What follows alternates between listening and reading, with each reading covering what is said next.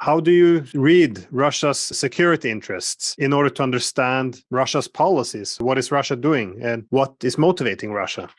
Russia's security interests are well understood. They've really don't have to ask me. You can ask the whole top echelon of the US diplomatic corps for the last 30 years, since the mid 90s when Clinton abandoned President Bush's promise to Gorbachev not to move NATO to the east.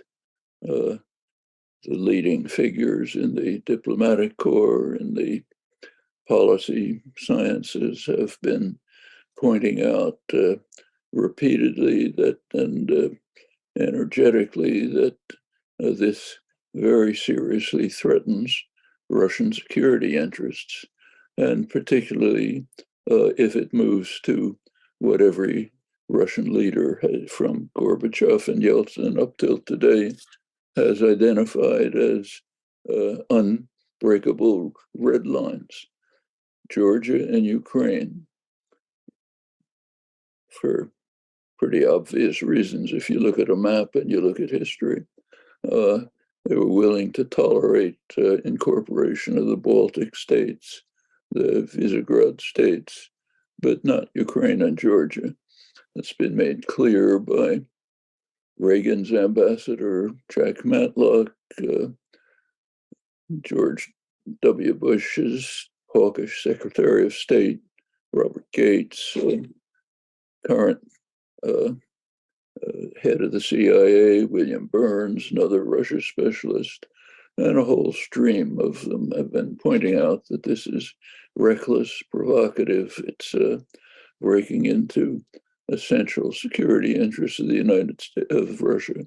And the same is true of the dismantling of the arms control agreements started by George W. Bush and extended by Trump, which all of which severely threaten Russia, has been pointed out.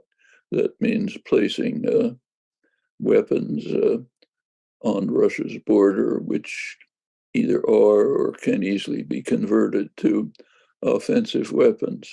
The ABM treaty, which George W. Bush dismantled, enabled the United States to place close to the Russian border facilities that can easily be, they're called defensive, but they can easily be modified to include offensive weapons aimed at the Russian heartland. Trump's dismantling of the Reagan-Gorbachev INF treaty means that short-range missiles can be placed on the Russian border with a few minutes flight time to Moscow. It's all pretty obvious. Nobody really has any doubts about it. So the security interests are quite plain. And of course, if you look at it from the Russian point of view, which makes sense, you can hate them and despise them or whatever you like. But if you want to understand them, have to look at their point of view. For German Leopard tanks to be placed in Ukraine awakens some memories. It wasn't that long ago that German forces going through Ukraine to an open plain right up to Moscow and what was then Leningrad practically destroyed Russia. And it wasn't the first time. It was actually the third time in the century, counting the Western intervention after 1918.